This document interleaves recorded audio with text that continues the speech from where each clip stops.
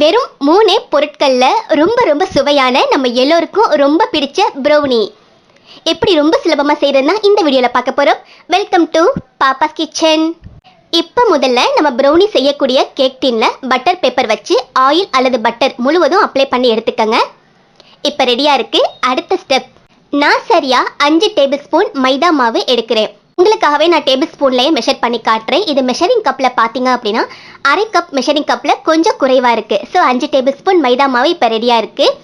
அடுத்ததாக ஒரு முட்டை ரூம் டெம்பரேச்சரில் இருக்கிற மாதிரி பார்த்துக்கங்க. ஃப்ரிட்ஜில் இருந்து முதல்லையே எடுத்து வெளியில் வச்சுருங்க. இப்போது மூணாவது பொருள் சாக்கோ ஸ்ப்ரெட்.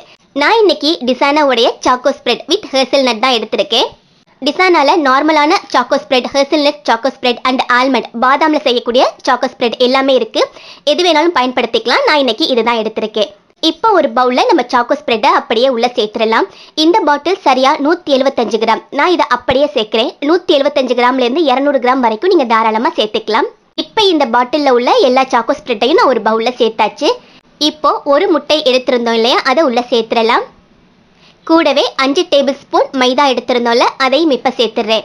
சேர்த்துட்டு நல்லா கலந்து விட்டுருங்க. அந்த முட்டை கூட அந்த சாக்கோ ஸ்ப்ரெட், மைதா மாவு எல்லாம் நல்லா மிக்ஸ் ஆகிற மாதிரி கலந்து விட்டுருங்க. அல்லது நீங்கள் ஒயர் விஸ்க் பயன்படுத்தி கூட நல்லா பீட் பண்ணிக்கலாம்.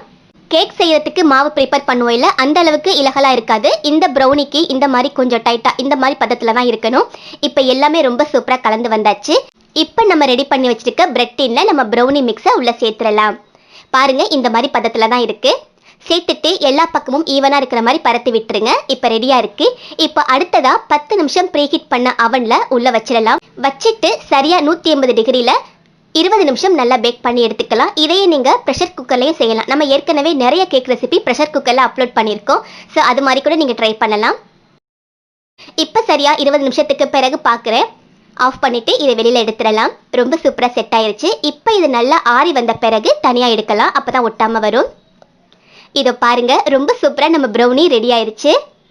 எவ்வளோ அழகாக இருக்குது. இதை அப்படியே கட் பண்ணி பார்க்கலாம். ப்ரௌனி அப்படின்னாவே மேலே அந்த சாக்கோ ஸ்ப்ரெட் வந்து ஒரு மாதிரி லேயராக படிஞ்சிருக்கும். அதுதான் இது பார்க்கவே அழகாக இருக்கும். பர்ஃபெக்டாக நம்ம ப்ரௌனி வந்திருக்கு அப்படின்னு தெரியறதுக்கும் அதுதான் ஒரு முக்கியமான டிப்பும் கூட. அதே மாதிரி வந்திருக்கு பாருங்க.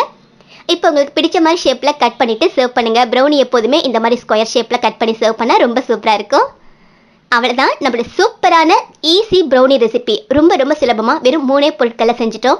நார்மலாக செய்யக்கூடிய ப்ரௌனிக்கு நிறைய butter and cooking chocolate, baking soda இந்த மாதிரி நிறைய பொருட்கள் சேர்த்து செய்யணும். பட் நாம் இன்னைக்கு செஞ்சிருக்கிறது வெறும் 3 பொருட்கள், ரொம்ப குறைவான பொருட்கள், ரொம்ப ரொம்ப சுலபமாக செய்யக்கூடிய இந்த சூப்பரான ப்ரௌனி நீங்களும் மிஸ் பண்ணாமல் வீட்டில் செஞ்சு பாருங்கள். நாளைக்கு ஒரு இன்ட்ரெஸ்டிங்கான ரெசிபியில் மீட் பண்ணலாம். தேங்க்யூ.